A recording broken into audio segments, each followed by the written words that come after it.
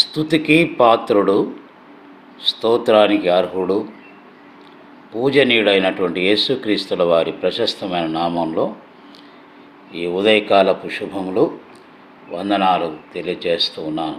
దేవుని వాక్యాన్ని చదువుకుందామండి. పరిశుద్ధ గ్రంథంలో నుండి కీర్తనల గ్రంథం 37వ కీర్తన 25వ చరణం.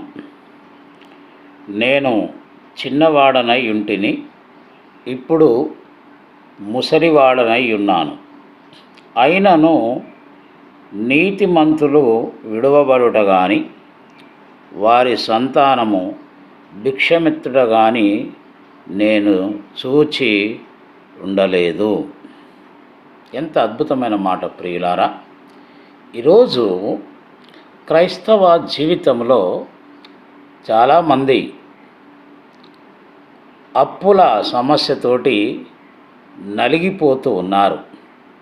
అప్పులు కుప్పలైపోయి ఊపిరాడక, మనశ్శాంతి లేక, నెమ్మది లేక చాలామంది అతలాకుతలమైపోతున్నటువంటి పరిస్థితులను మనం చూస్తూ ఉన్నాం. ఎందుకు ఈ పరిస్థితి దాపురించింది? క్రైస్తవేతరులు అంటారు, మీరు క్రైస్తవులు కదా, మీ దేవుడు గొప్పవాడు కదా, మరి మీకెందుకు ఈ అప్పులు, ఈ ఇబ్బందులు, ఈ బాధలు అని అడుగుతూ ఉంటారు. అయితే ఇక్కడ వాక్యం చూసినట్లయితే ప్రియులారా, కీర్తనకారుడు అంటున్నాడు, నేను చిన్నప్పటి నుండి చూస్తూనే ఉన్నాను, ఇప్పుడు ముసలివాడనై ఉన్నాను. అయితే ఒక సత్యాన్ని నేను కనుగొన్నాను అంటున్నాడు. ఏమిటి ఆ సత్యము అంటే, నీతిమంతులు విడువబడుట కానీ, వారి సంతానము భిక్షమెత్తుట కానీ నేను చూచి ఉండలేదు అంటున్నాడు.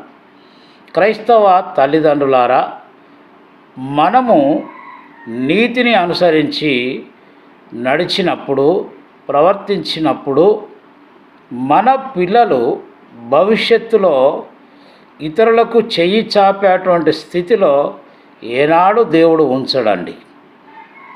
ఇది బాగా గమనించాలి తల్లిదండ్రులైన వారు.